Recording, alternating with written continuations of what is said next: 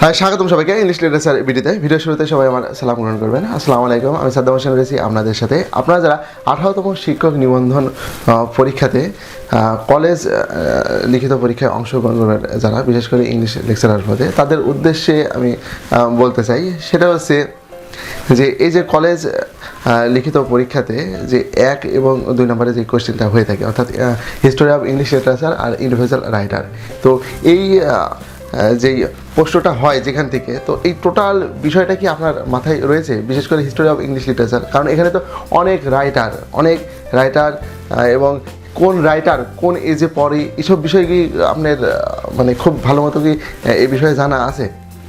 কারণ history of English literature থেকে আপনি যখন প্রশ্ন লিখবেন, তখন কিন্তু নির্দিষ্ট কোনো রাইটিং থেকে কিন্তু প্রশ্নটা লেখা হয় না, কারণ এখানে প্রশ্নটা লেখা হয় সেই এজকে ডিপেন্ড করে বা এজকে ভিত্তি করে প্রশ্নটা লেখা হবে, এবং সেই এজের যে রাইটারগুলো আছে সব রাইটারের কিন্তু রেফারেন্স দিয়ে কিন্তু প্রশ্নগুলো লেখা হয়। এখন যদি আপনাকে প্রশ্ন করা হয়, হ্যাঁ, রোমান্টিক এজের রাইটার কয়টা বলেন, নাম বলেন তাদের, তাহলে কি আপনি বলতে পারবেন? বা তাদের কার লেখা কোনটা সেটা কি বলতে পারবেন? কিংবা যদি বলা হয় ভিক্টোরিয়া এজের রাইটার কারা, এগুলা কি বলতে পারবেন? তো আসলে আমাদের যে 8টা এজ রয়েছে এবং এজের যে রাইটারগুলা বা এই জিনিসগুলা মনে রাখা খুবই কঠিন। এগুলা পড়বেন ভুলবেন, এগুলা আসলে মনে রাখাটা এত সহজ না, এগুলো কিন্তু সো টাফ। এবং হয়তো দেখা যাচ্ছে অনেক কষ্ট করে মুখস্থ করছেন, ঠিক আছে, দেখা যাচ্ছে হয়তো 1 সপ্তাহ 10 দিন বা 15 দিন পর আবার যা তাই হয়ে যাবে। কিন্তু আমার কাছে এমন কিছু কৌশল আছে, যে কৌশল অবলম্বন করে আপনি একবার পড়লে সেটা আর আজীবনেও ভুল হবে না, যেটা কিন্তু আমার এই বইতে কিন্তু আমি তুলে দিয়েছি। তো এই বই থেকেই আমি 2-3টা লাইন আপনাদের একটু বলে শোনাচ্ছি, দেখেন আপনাদের কেমন লাগে। তো আমি এখানে ভিক্টোরিয়া এজের যে গুরুত্বপূর্ণ যে রাইটারগুলা রয়েছে, সেই রাইটারগুলার নাম একটা কৌশলের মাধ্যমে আমি আপনাদের বলে শোনাবো। এবং পরীক্ষাতে কিন্তু এই রাইটারগুলোর ভিতর থেকেই কিন্তু প্রশ্ন হয়ে থাকে, এবং এরাই হচ্ছে ভিক্টোরিয়া এজের সবচেয়ে গুরুত্বপূর্ণ রাইটার। তো আমরা যারা লিটারেচার নিয়ে পড়ছি বা যারা কলেজ নিবন্ধন পরীক্ষায় অংশগ্রহণ করব, মূলত এই রাইটারগুলোর নাম মনে রাখলেই যথেষ্ট।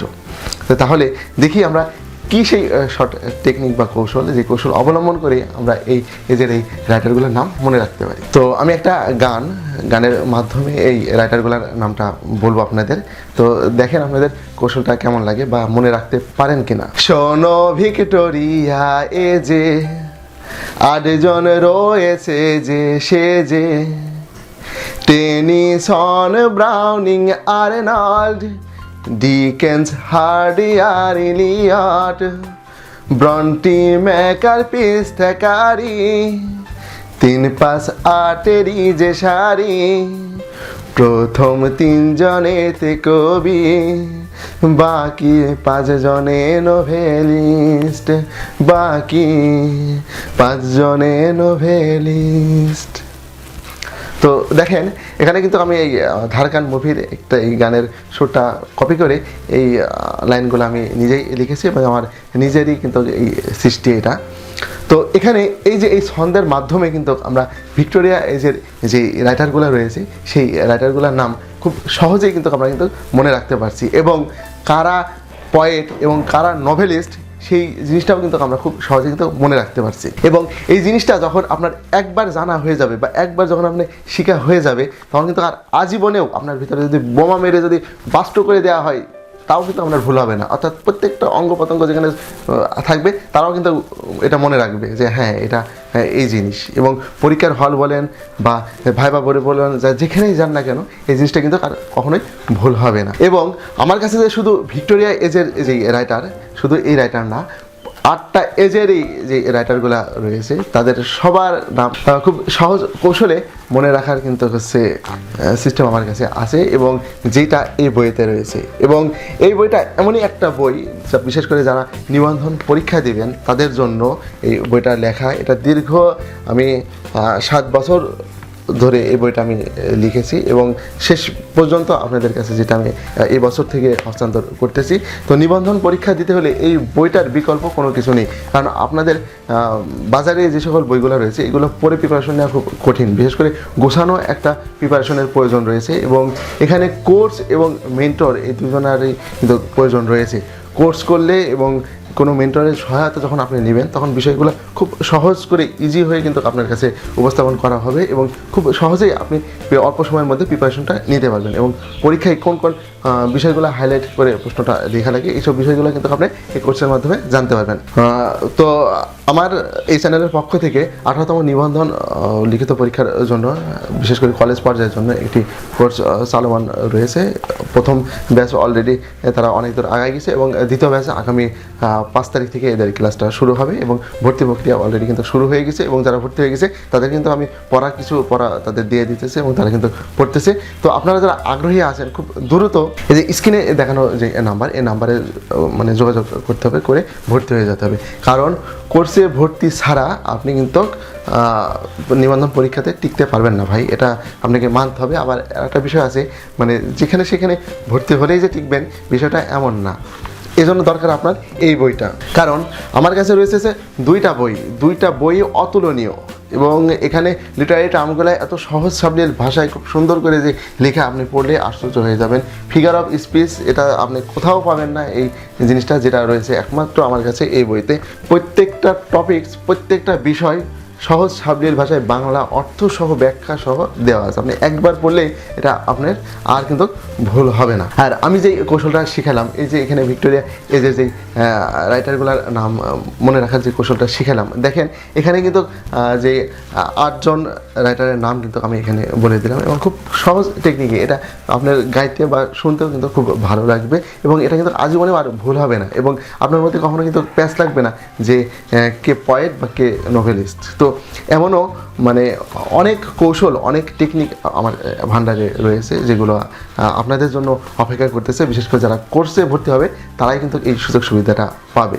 আর কোর্সের বাইরে এই বই কিন্তু বিক্রি হচ্ছে না, অযথা কেউ শুধু বইয়ের জন্য কেউ ফোন দিবেন না, সবাইকে রিকোয়েস্ট করতেছি। কারণ আমার কাছে প্রায় 400-500-র উপরে ফোন আসছে, কিন্তু আমি কাউকে এখন পর্যন্ত কিন্তু বই আমি দেই নাই এবং দিব না। এটা আমি একদম মেন্টালি প্রিপেয়ার্ড নিয়েছি এবং আমার ফুল অ্যান্ড ফাইনাল ডিসিশন। এই বইটা কেবলমাত্র যারা কোর্সে করবে বা কোর্সে ভর্তি হবে কেবলমাত্র তাদের জন্যই। তো কোর্সে ভর্তি হওয়ার পরে আপনাদের কিন্তু যে এই যে হিস্টোরি অফ ইংলিশ লিটারেচার বা ইন্ডিভিজুয়াল রাইটার, এই প্রশ্ন এখানকে কিন্তু খুব সহজ করে আপনাদের দেওয়া হবে। বিশেষ করে হিস্টোরি অফ ইংলিশ লিটারেচার থেকে মাত্র 10 থেকে 12টা প্রশ্ন পড়লে আপনারা এখান থেকে কমন পাবেন এবং এই প্রশ্নগুলো কীভাবে লিখবেন সেই কৌশলগুলো কিন্তু খুব সহজেই শিখাই দেওয়া হবে। জাস্ট আপনি হয়তো 1 সপ্তাহ যদি এই জিনিসগুলো দেখেন তাহলে মোটামুটি আপনার এই হিস্টোরি অফ ইংলিশ লিটারেচার সম্পর্কে আপনার ভয় বা ভীতিটা কিন্তু দূর হয়ে যাবে। এবং এই যে আমার কাছে এই যে বই, এই বইটা যদি আপনি পড়েন আর আমার কথা যদি অনুসরণ করেন তাহলে আপনার মানে 100% টিকবেন, এটা আমি বিশ্বাস করি। তাই বলতেছি, সময় এবং বয়স এটা কিন্তু কখনো বসে থাকে না বা থেমে থাকে না, এটা আপন গতিতে চলে যেতে থাকে। আর সুযোগ একবার আসলে সেটা কিন্তু আর বারবার আসে না, এটা একবারই আসে এবং এই একবারই কিন্তু কাজে লাগাতে হবে। তো এই জন্য বলি যে যেহেতু আপনার বয়স আছে বা সময় আছে, তো এটাকেই লাস্ট ধরে আপনাকে কিন্তু এই টাকার চিন্তা না করে, কোর্সের সামান্য ফি এই চিন্তাটা না করে ভর্তি হয়ে পড়তে হবে। কারণ এখানে আপনি যেই কাজে আপনার টাকাটা ইনভেস্ট করতেছেন, আপনি চিন্তা করে দেখছেন আপনার যেখানে লাইফ সেট আপ হবে, যেইটার উপর ভর করে আপনি পরবর্তী লাইফটা দেখাচ্ছে আপনি কাটাইতে পারবেন এবং এটার উপর ডিপেন্ড করতেছে আপনার পরবর্তী লাইফটা ভালো যাবে কি খারাপ যাবে, কষ্টের যাবে কি সুখের যাবে, এটা কিন্তু ডিপেন্ড করতেছে। তো এই জায়গায় যে আপনি এই সামান্য কিছু যে কোর্স ফি এটা ইনভেস্ট করতে এত চিন্তা ভাবনা করলে কিন্তু হবে না ভাই। চিন্তা ভাবনা ছাড়াই আপনাকে এখানে ঝাঁপ দিতে হবে এবং পড়াশোনায় পুরা মনোযোগী হয়ে যেতে হবে। সকল চিন্তা যত ঝামেলা আছে, মানুষ ঝামেলার কিন্তু বাইরে না, সবার সাথেই ঝামেলা জড়ায় থাকে। মানে এটা একে অপরের সাথে এমনভাবে জড়ায় থাকে যে এটা কখনো মানে ছেড়ানো যায় না। তো যত ঝামেলাই থাকুক না কেন, সব ঝামেলা দূরে ঠেলে দিয়ে এই পড়ায় মনোযোগ দিতে হবে এবং এই যে সময়টা পাওয়া যাবে 2 মাস বা 2.5 মাস, এই সময়টা একটু পরিশ্রম করলেই কিন্তু আপনি পরীক্ষাতে টিকে যাবেন। তো যাই হোক, আমি আমার ভিডিও এখানে শেষ করতেছি। আপনারা যারা এই যে লিটারেচারের যে এজগুলা বা এই যে রাইটার বা এই যে এমন হাজারো কৌশল কিন্তু রয়েছে আমার ভান্ডারে, যেগুলো যারা পেতে চান তারা খুব দ্রুত যে স্ক্রিনে যে নাম্বারটা দেখতে পাচ্ছেন এই নাম্বারে যোগাযোগ করে কোর্সে ভর্তি হয়ে যান। পরবর্তী সুবিধাটা আপনারা যে কী পরিমাণ লাভবান হবেন আসলে এখানে ভর্তি হলে কেন বুঝতে পারবেন, না হলে কিন্তু বুঝতে পারবেন না। কারণ কোনো জিনিস হারাইলেই তবেই তার মূল্যটা বোঝা যায়, এর আগে কিন্তু বোঝা যায় না। তো এই কোর্সে ভর্তি হলে গাই এর মূল্যটা বুঝবেন, তাছাড়া কিন্তু বুঝবেন না।